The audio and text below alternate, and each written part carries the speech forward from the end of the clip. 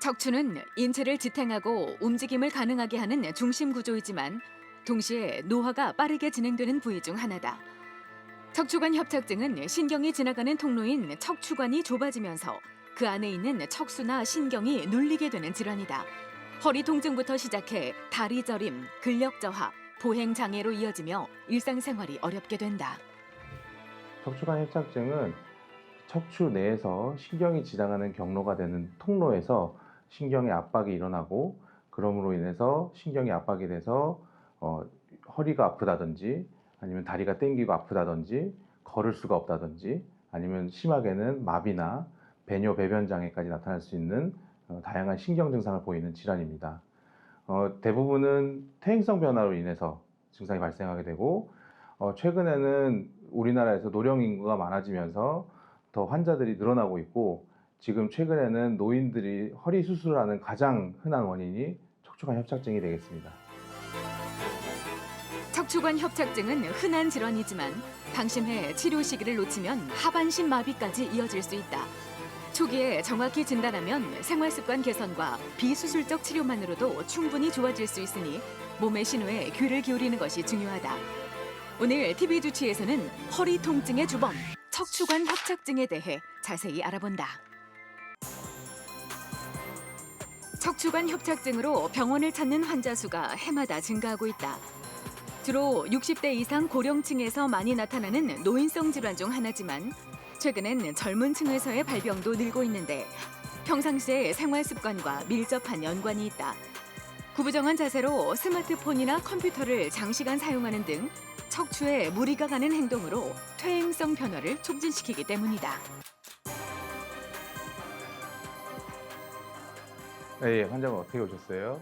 제가 이제 원래 허리가 좀 많이 아팠었는데 며칠 전부터 이게 허벅지 쪽 뒤쪽이랑 무릎 뒤쪽이 막 땡기고 약간 저리고 이렇게 아파가지고 왔습니다. 네. 혹시 걸을 때는 어떠셨어요?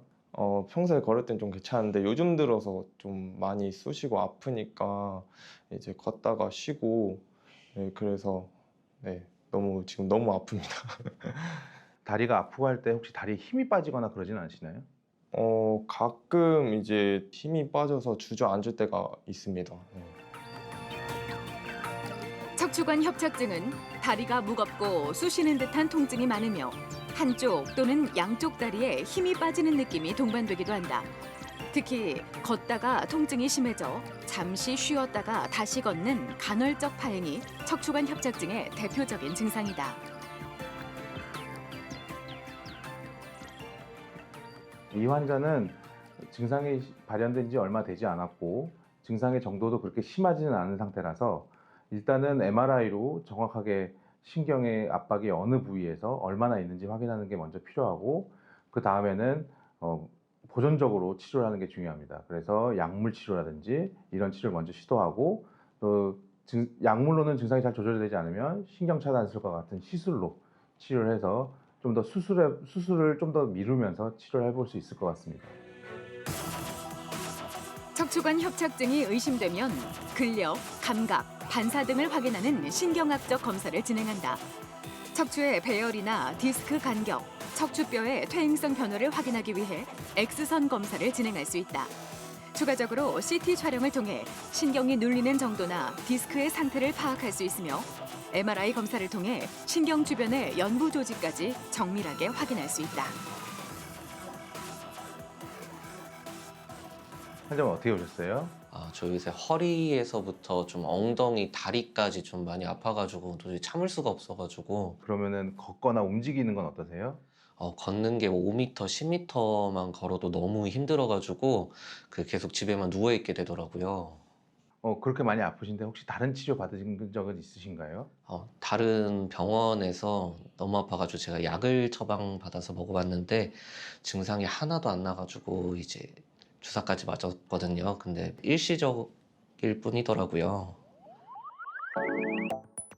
태어날 때부터 척추관이 좁은 선천성 척추관 협착증도 있지만 나이가 들면서 노화로 나타나는 퇴행성 척추관 협착증이 대부분이다. 퇴행성 척추관 협착증의 경우 노화가 진행되면서 관절이나 인대가 비대해지고 불필요한 뼈가 자라나와 척추관을 누르면서 발생한다. 이 환자는 이미 증상이 워낙 심하셔서 일상생활에 제한이 너무 심하고 그래서 이미 다른 치료도 여러 번 받으셔서 이 수술적인 치료를 피할 수는 없을 것 같습니다. 수술을 한 결과를 미리 장담할 수는 없지만 그래도 신경이 눌리는 게 해결이 되면 증상이 많이 좋아지고 편해질 수 있을 거라고 생각합니다. 그래서 수술한 이후에 지속적으로 약물 치료를 병행하면서 경과를 보면 좋은 결과가 있을 것으로 생각이 됩니다. 척추관 협착증 치료는 보존적 요법부터 단계적으로 접근할 수 있다. 초기에는 소염제나 진통제 등의 약물 치료, 운동 치료, 주사 치료 등으로 통증을 완화시키는 보존적 치료를 시행한다. 협착 정도가 심한 경우라면 비수술 치료인 추간공 확장술을 고려할 수 있다. 수술이 필요한 경우 신경을 눌러주는 구조물을 제거하는 감압술을 시행하거나 척추 유합술이 함께 시행되기도 한다. 척추관 협착증은 그 증상이 애매모호하고 또 그 진행이 서서히 일어나서 뭐 급격하게 신경 증상이 나타나진 않지만 극심해지면 이 신경 마비 증상이 나타날 수 있고 또 그로 인해서 삶의 질이라든지 일상생활의 제한이 극심해질 수 있습니다. 그래서 되도록이면 빠르게 진단해서 치료를 해야 하고 일단 마비가 일어나고 신경 장애가 나타나면 수술로 그 신경이 눌리는 걸 풀어준다고 한들 그 결과를 장담할 수 없습니다. 그래서 미리미리 진단하고 관리를 해서 증상을 조절하는 것이 좋겠습니다. 척추관 협착증은 단순히 나이 탓으로 넘길 수 없는 질환이다. 초기에 정확한 진단과 치료를 받으면 증상을 줄이고 일상생활을 유지하는 데 도움이 된다. 따라서 다리 저림이나 보행이 불편하다면 바로 병원을 찾아 치료를 받아야 한다. 예방을 위해서는 바른 자세를 유지하고 걷기나 수영, 스트레칭과 같은 꾸준한 운동이 중요하다.